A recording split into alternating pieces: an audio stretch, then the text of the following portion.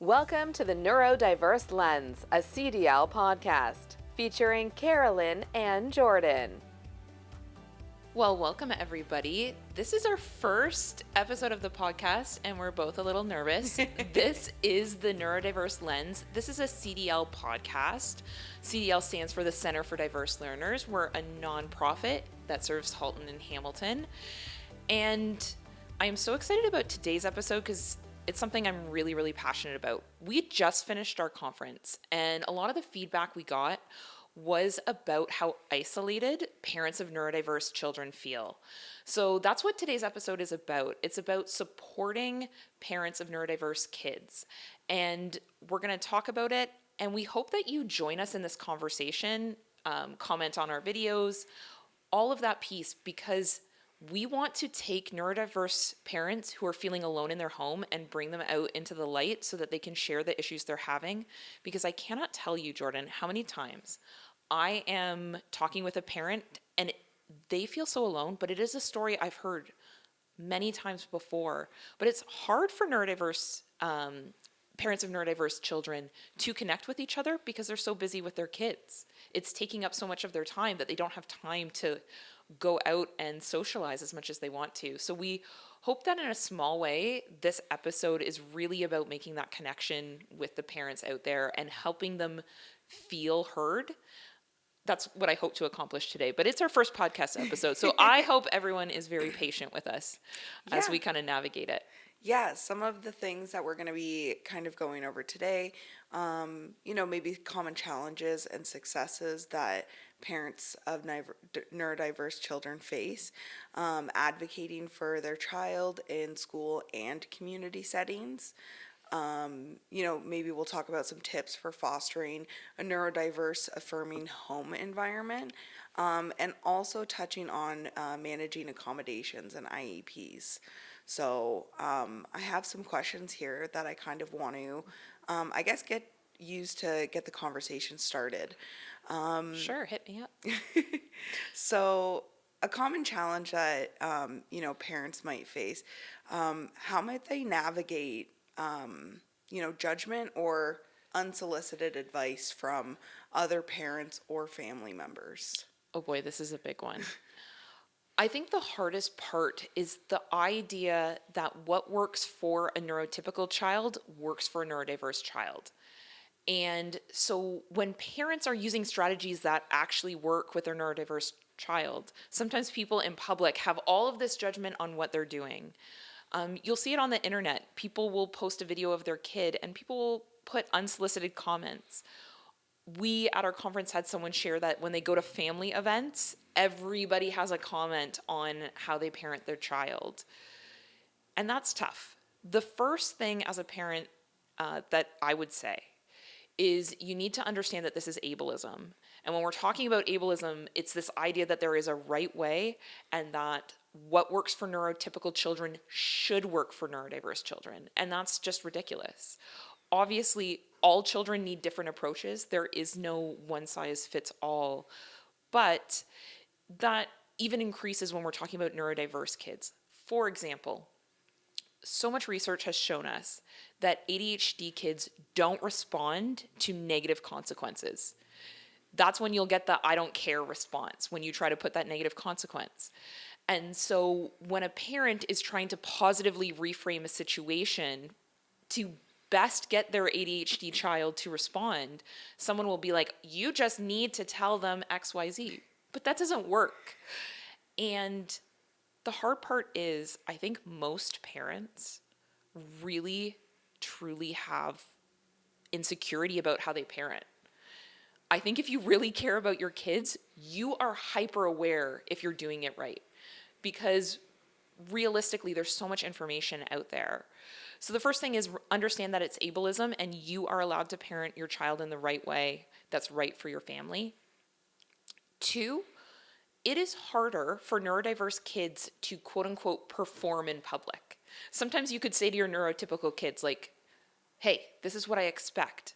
But that sometimes isn't a fair ask of neurodiverse kids. So what happens to these parents of neurodiverse kids is often their child is responding to the situation they're in. It's a family event, and it is loud and it is noisy. And the other parents might think, oh, that child is just up in the bedroom. They're not coming down to socialize. But it would be unhealthy for that child. So if the parent is firm in their self that, okay, this is what my child needs, it's easier to deal with the judgment. But it's still hard. And this is where you need to find your allies in the family and talk to them before an event. So if you've got Thanksgiving coming up, call someone who's been supportive and say, hey, I want to set a rule. We're not talking about report cards this Thanksgiving. Please don't. Can you commit to this rule? And can you be my voice? Because when I say it, I get a look. But when you say it, the family seems to listen. So know who your allies are. Yeah, and honestly, that is so true. Finding someone in your family, in your circle to kind of advocate for you. That kind of brings me to my next point is, how could one parent with their co-parent, try to stay aligned with their strategies with one another in situations like that? Oh, that's tough. That's tough. And that's tough, even in families that are together, to be aligned on how to handle the children. I think even neurotypical parents really struggle with this. The key point is to not make decisions in the moment. Sometimes we avoid conflict with our partner by not talking about something until it is a conflict, because why would we talk about that thing that we know we're not going to agree on? Right. But I think it's so important to, before something happens, have a conversation about what that looks like so that you both know, okay, we're headed to the mall. How do you want to handle it if our child gets overwhelmed and appears to be having a meltdown? And I say appears to be having a meltdown because that wordage is so steeped in judgment, and that's not really what's happening with the child. But if you and your partner are already aligned, you're not having to make that decision when you're both stressed and you're like talking to each other through gritted teeth where you're like, come on, let's go. You're deciding ahead of time how you're going to handle it, and that really helps. The other part is trust practitioners around you. So if you can't agree on a certain approach, talk to the people who work with your child and allow them not to be a referee, but get their advice and make a decision before you hear what the advice, before you know which person this practitioner might agree with. Say, okay, we're going to go talk to Miss Smith and we're going to ask Miss Smith about how hard we should push homework at home. And you don't know what she's going to say. And if you both agree to that and Miss Smith says, well, your child is in a sensory overload environment all day. When they come home, they may not be able to do the homework. Okay, then you're going to trust that. And you're going to go with that so that you don't have to fight amongst each other. And I think the last piece is understand that you're not going to agree on every decision. And not every decision is a life or death decision. Your partner or your co-parent, if you're no longer together, might do things differently than you do. You might not like it. But it's important to accept that that's okay, that not everything is going to drastically change what happens to your child every time. I can actually share a story from my childhood about this. So I got signed up to do skating. And like most neurodiverse people, well, not most, but a lot of neurodiverse people, I have no coordination, like none. Like, why would you put someone who can't walk without falling on skates? Like, what were my parents thinking? But I really wanted to because all the girls at school were. However, I couldn't do it. It was very frustrating, and it was a really overwhelming environment. And the other kids there were bullying me because I couldn't do it, that whole thing. Right. It was a bad environment. My mom, rightfully so, said Carolyn made a commitment. She needs to see it through. My dad, with his soft heart, said, absolutely, sweetheart, and we would drive around the corner and go to Tim Hortons and get hot chocolate and then come home, which was a good idea, except all of my family lived in that neighborhood, and my aunt caught us in the Tim Hortons not going to skating. And so this is an example of where both of my parents were right. My mom was right that I should have done the commitment. And my dad was also right as the one who brought me to see that it was a really hard environment for me and maybe I needed to not do it. So it's that give and take. Like if it wasn't going to kill me either way. And so Right. sometimes it's okay to give in to what your partner would want for the child, because you don't need to fight about everything all the time. Yeah, absolutely. I think definitely kind of having that outside perspective of the, the practitioner giving both parents a strategy on how to kind of stay aligned is really important. Just touching back on the homework piece too, you know, I really want to kind of dive into beginning the advocating process for your neurodiverse child in school or potentially community settings, which, you spoke about the skating situation. I've been to a public skate on a Saturday afternoon, and even though, I can skate, I do know how to skate, I'm not, a speed skater by any means. Like, I still use the boards to stop myself, but, public skate on a Saturday afternoon is so overwhelming. There's little kids that, are these Olympic skaters doing circles around you. It's very, very overwhelming. But I just really wanted to kind of talk about like what those beginning steps of maybe advocating for your child might look like, and yeah. Sure. This is a topic that I'm sure we'll do a whole episode on, but to touch base and kind of for our listeners to get a sense of our feelings on advocacy, I think it's important to answer this question. First and foremost, the most important thing is I want parents to feel secure in their own voice. You are the child's parent. You know this child. You know what works for them and what doesn't. And you need to be firm in that, because it is hard, especially if you're having a meeting where there's 4 or 5 professionals in that room and it's just you, to stay firm in that voice. So know that your voice matters, and know that it has value. And as you advocate, you don't need to lose that voice, even if sometimes it feels like you do, because you have 4 or 5 people telling you that you're wrong. The next thing, before I even get into advice on how to advocate, it's got to be self-care. Understand that these meetings are tough. Give yourself time to handle them. I know that so many families, one of the things that trips them up with advocacy is their job.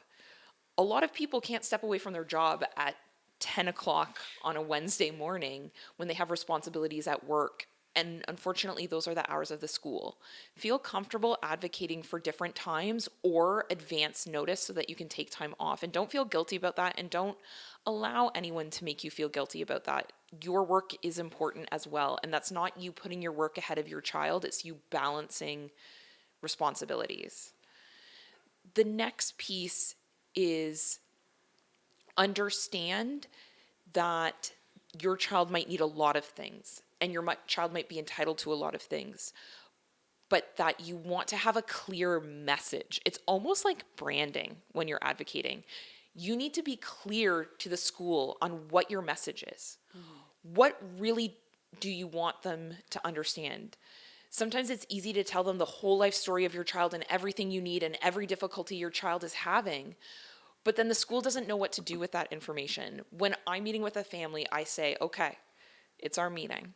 There's a lot of things we need to do, but we're not going to get them all done in this meeting. Pick your top 3. What are your top 3 messages you want them to understand? And open the meeting with that. So that's saying, my child needs to have extra time on tests. They need to have a seat closer to the teacher.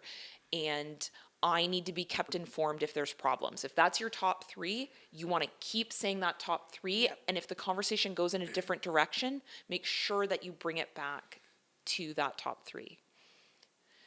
The next piece, and it's hard to answer this question because it's so different for each family, start the year off strong.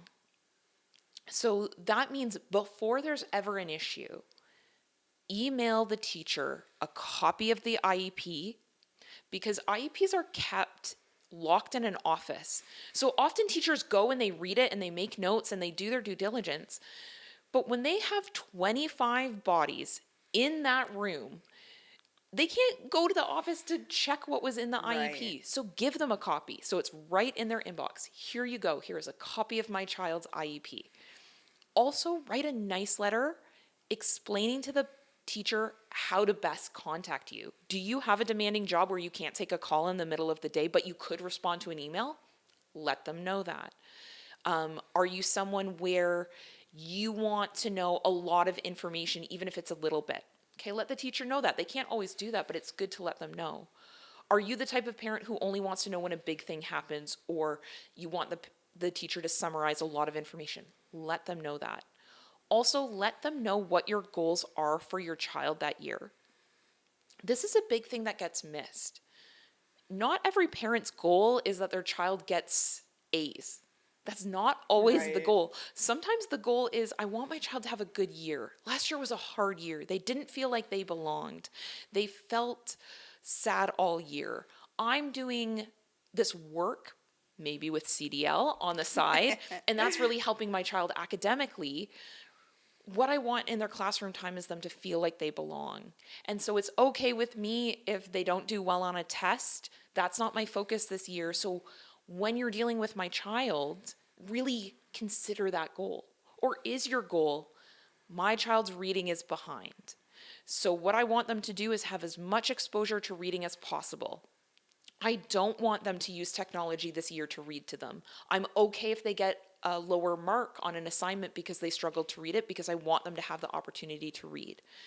Your child's teacher can't know what your goal is, but if you start the year off with a productive conversation before anything happens, you're going to have a better relationship with that teacher. And that teacher isn't going to be as afraid to reach out because you've already set the parameters. Because honestly, teachers in our area are some of the hardest working. And sometimes navigating parents can be a tough part of their job, and they want to meet you where you're at.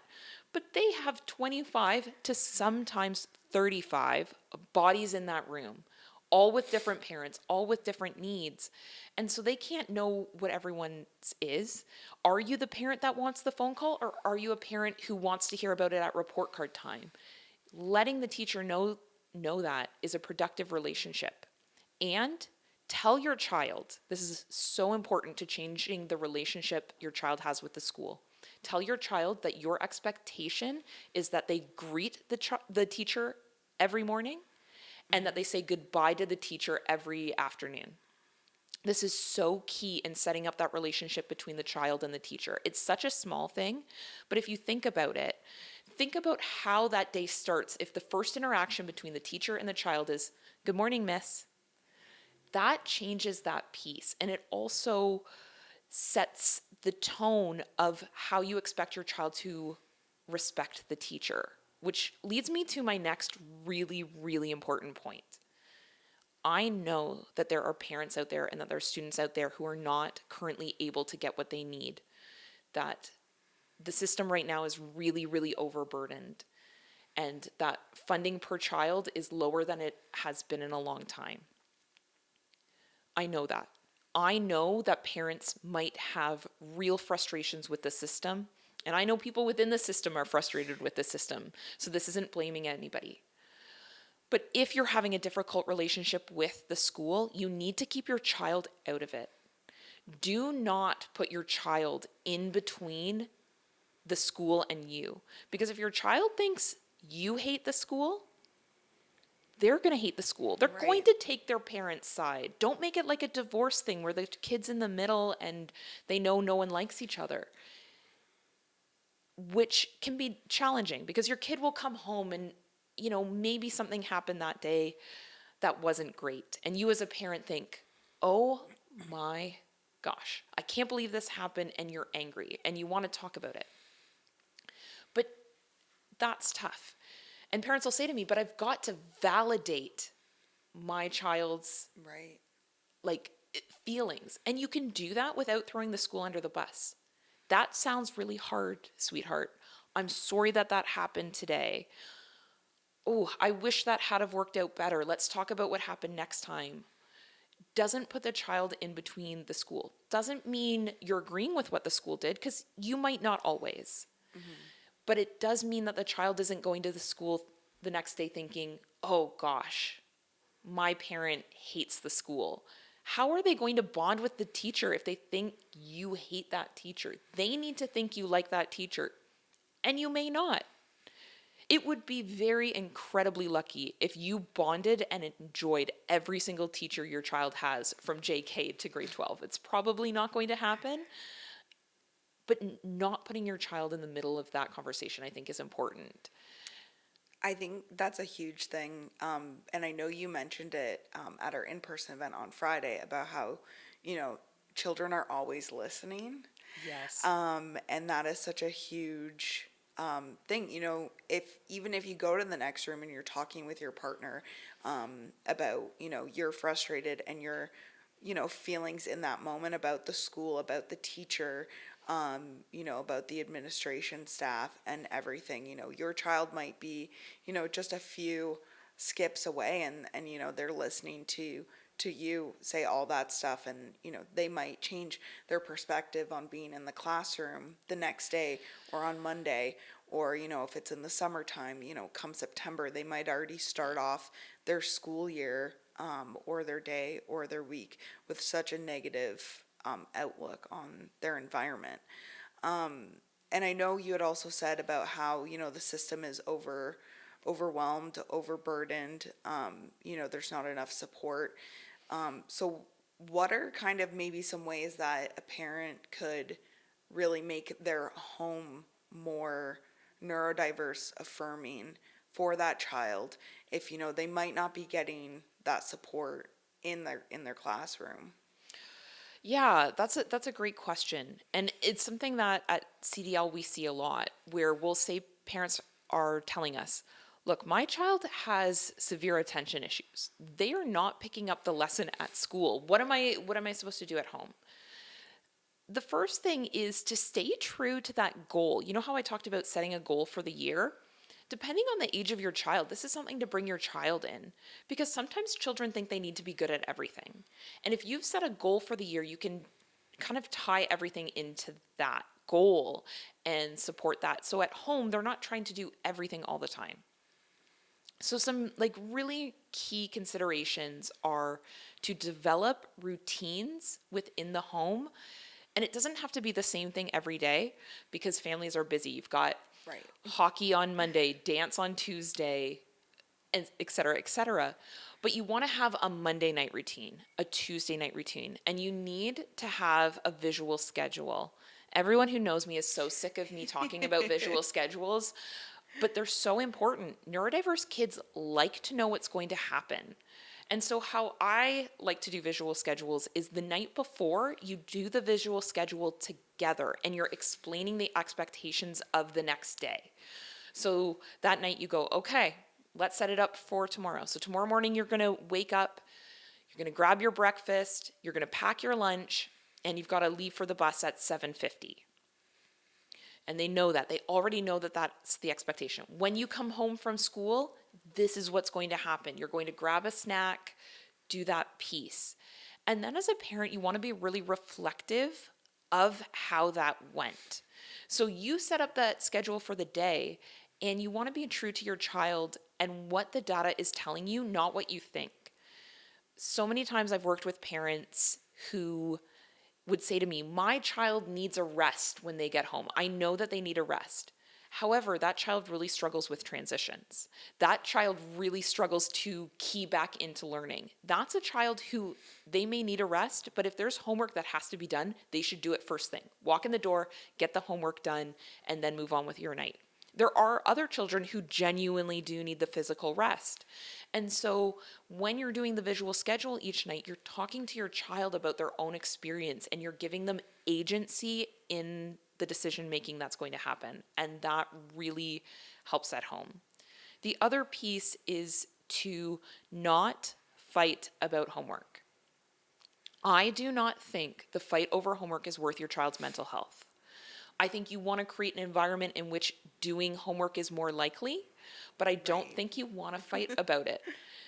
The best way you can get your child to do homework, this is what I've told parents for years, is to be at the table with your child, have them do the homework at the table, but not do their homework with them. So you're available, you're body doubling, which really, really helps neurodiverse students, but you're not over helping, because it is my sincere belief that if homework is coming home and the child cannot do it independently, and I don't mean no help at all, sometimes you need to help a child get started, especially neurodiverse students. Sometimes you need to be like, okay, pull it out, let's read the first question together, let me give you an example and go. But if a child really needs more intervention than that, that needs to be a communication with the teacher. Right. You're sending homework my child can't do. In high school, it is a little bit different, which is why I'm going to do a plug. We have our homework health program. I can't help it, people. It's what an ED does. We have a program that's in both Hamilton and Halton. In Hamilton, it's Kiwanis Homes has generously donated their meeting space for us, and in Halton, it's at Glen Abbey Branch Library and White Oaks Library. It is a high school drop-in program. High school students can come, do their homework, and get some mental health tools to help them do better. And the reason I say this, and the reason I plug this program, is that I don't think it's valuable to fight with your 16-year-old over doing their homework. They need to be building the independent skills, and sometimes they do need support. So you want to look for that outside support in a program, but you as a parent can't be everything. If fighting over homework made students better learners, I'd tell parents fight all the time. I'd say the academic gains are worth it. You know, it is worth you both crying and saying, I hate you, and hopefully the parents aren't saying it, but we know the teens might. And then the teens stomping up to their room. If that made academic gains, yeah, I'd tell parents to do it. But it doesn't. It really, really doesn't. And it doesn't breed independence, and it doesn't set them up for success at the post-secondary level. What's a better thing to do as a parent is to set expectations about what you expect your child to do, and then help them reach that and help them with their own schedule. There are neurodiverse teens who are not going to be able to do homework at night. And that, when we tie in with the advocacy piece, might be something you need to tell their teachers. There are neurodiverse youth that are so tired from being in a loud, often hot building filled with people all day long telling them exactly what to do, that by the time they get home, they are not going to be able to do advanced functions. And they might need to do it Saturday morning and Sunday morning. They might need that rest. So when you're setting up your neurodiverse friendly home, if you're really trying to make an environment where your children can thrive, you need to know what's best for them and work that through. And that's why I love that visual schedule, because you're talking about it. If you set up the visual schedule for the night before and the child goes, oh no, I can't do that because I've got a big science project, that's a win, and you're working with them. Most of the time it'll be you saying, no, you can't go over to your friend's house to play Minecraft because you've got a big science project. But in having the conversation and in normalizing the conversation to plan ahead, you're setting up your child to be able to develop those skills over time. The last thing about creating a neurodiverse friendly home is grace. Grace for everybody. For yourself as a parent, you're not always going to react to every situation great. You might forget to do the visual schedule Tuesday night because you were really busy. You may have said something to your child that just shut them down. Your child is going to do things that are going to drive you crazy. They are going to leave their lunch in their bag for 3 days, and it is going to literally home foreign creatures that you have to fish out, and it's going to smell really bad, and you're going to be frustrated. That's okay. It's giving everyone the grace to make mistakes. That's what really creates a neurodiverse friendly home, is if there is not that expectation on being perfect. Here's the thing though. Your child looks at how you handle your own mistakes. So if you're constantly beating yourself up, you're teaching your kid to beat themselves up. You're teaching them that's the way you deal with a mistake. You wallow in self-pity and you hate yourself, and that's not what we want to teach our kids. So parents of neurodiverse children have to give themselves grace to support their kids. And I say that because parents of neurodiverse children are some of the most selfless people on the planet. So I need to make it so it's for your child. You giving yourself grace and just saying, oops, I messed up, guys. Sorry, everybody messes up, but I'm sorry I messed up. Let's move on, is teaching your child to be able to say, whoops, I messed up. Sorry, I'll do better next time. I think that's a really good tool as well, um, to give yourself grace. Kind of what you touched on in the first section when we were talking about like the insecurities of parenting a neurodiverse child, kind of in an environment that you might not be comfortable with. If you're feeling that insecurity, giving yourself grace really kind of will balance that out, and hearing yourself actually speak those words of, oops, I made a mistake. Everyone makes mistakes. It'll kind of, rework those feelings in your own brain and be like, no, it is okay. Like, it was just a mistake. And, kind of set that, setting up for your child. Kind of our last topic that I really wanted to talk about, and it's kind of going back to advocating for your child in the school system, but I really wanted to talk about documentation. So it's talking about, why is it important to document, and when should the parent, really be sharing those tips and those documentation, those documents to their teachers or the administrative staff, or with the child's tutor, or maybe with their child's coach even. Yeah, that's a big question. I'm going to kind of piece it into two pieces. Firstly, as a parent, you want to document because the average teacher, and this is a true figure, has 10 billion conversations a day. They have so many interactions with parents, other teachers, children. You cannot expect your child's teacher to remember everything they've said to you. So you want to be documenting every conversation, because even the best teacher on the planet might not remember what they said. My favorite technique is to send an email after I've had an in-person conversation just saying, hello, Miss Smith. Just following up on our conversation where we agreed to XYZ. Looking forward to working with you on this. Just because they may not remember. And then when you later need that conversation, that's a piece.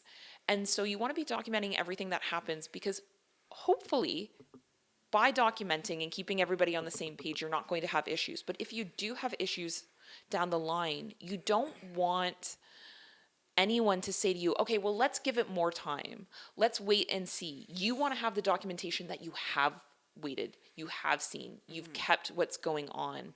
Also, with IEP compliance, you need to be documenting when you notice these things happen or when you notice these things not happening.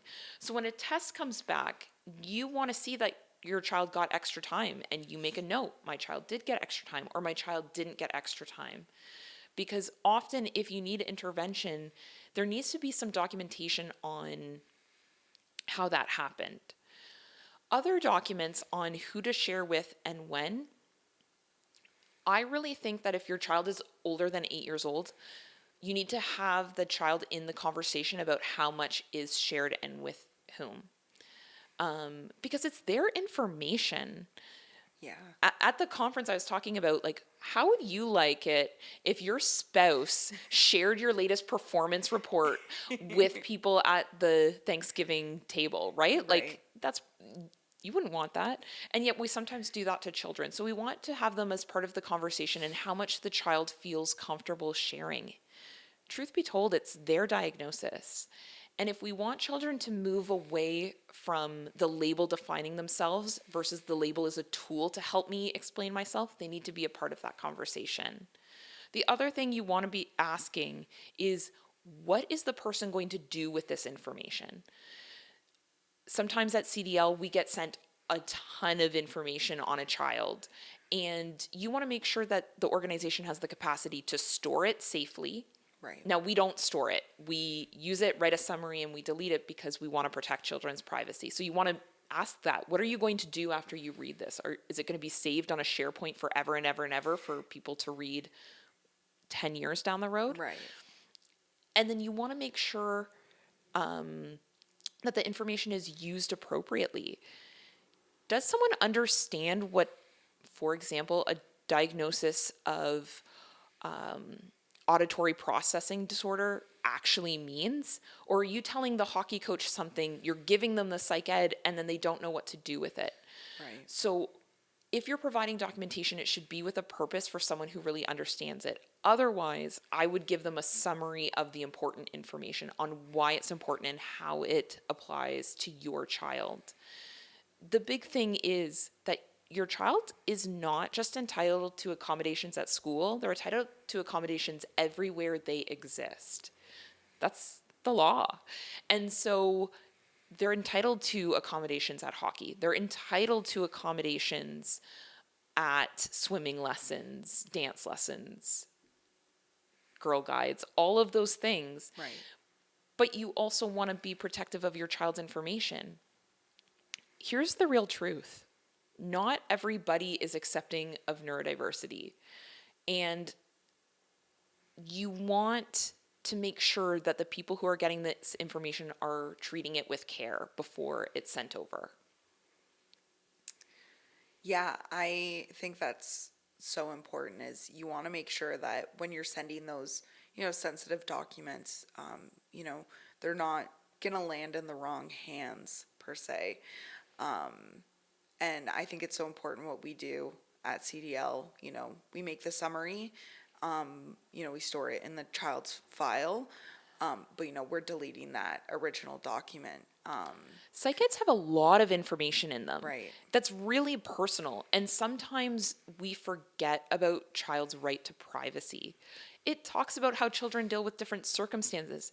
Psych eds talk about how the birth went. Like, that's in a psych ed. Like, you don't necessarily want that kicking around forever. And some organizations don't understand the sensitivity of that information. So it's important to protect it. It's also okay. I'm a big believer in separating the psych ed and just scanning the recommendation pages. Right. Because really, does the football coach need to know that it was an uncomplicated birth? Yeah. No, probably Exactly. not. So you can just take it to a scanner and scan just the recommendation pages and keep both documents and send, maybe the full psych ed to anyone who's doing anything academic with your child, Right. that higher level of stuff, and just send the recommendations to other organizations that don't necessarily need it. Right. The one thing I do want to highlight, though, and this is the thing that breaks my heart,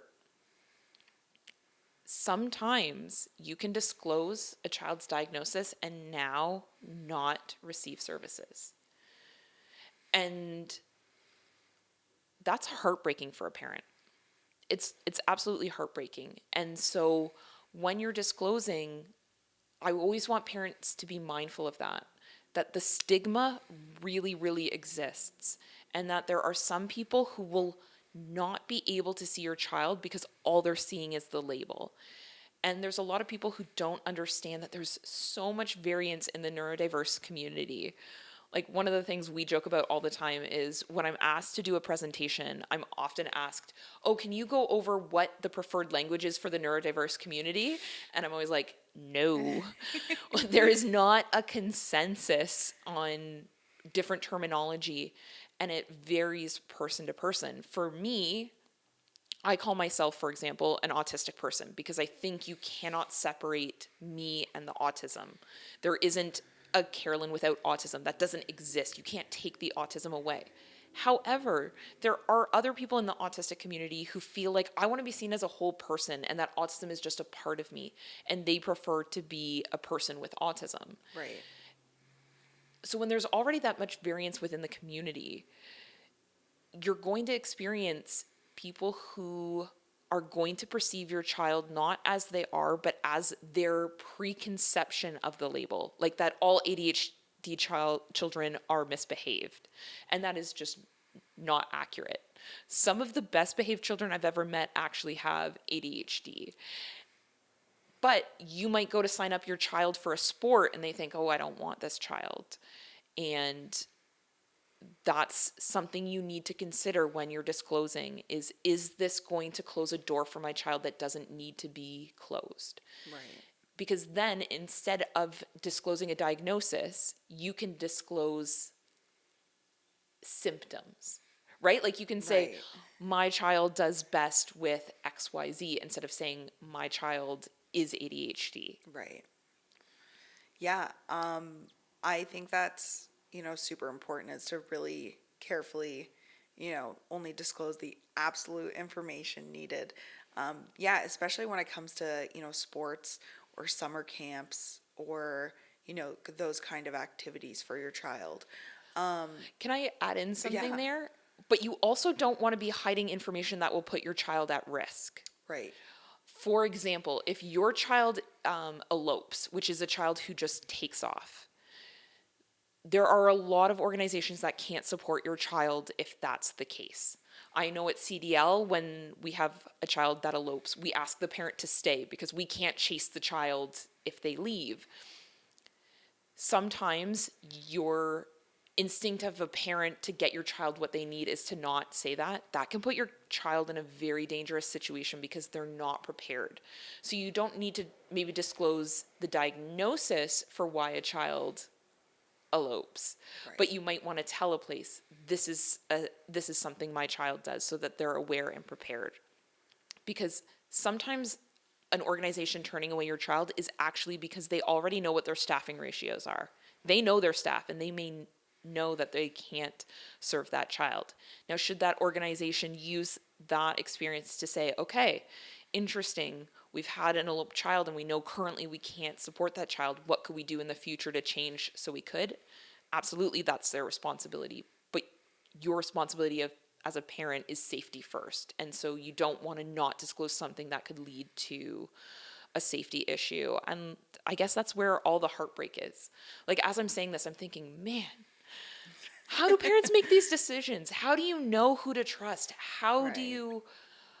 How do you know what to say and what not to say? And I feel like as much as we're trying to highlight the issue, I guess the most important thing I could say is there isn't a right answer. Free yourself from the concept of, if I did everything right, everything would be great. It doesn't exist. You could do everything perfect, and unfortunately, we live in a neurotypical world. You could be the best parent on the planet. You could do everything right, everything by the book, everything as designed in research.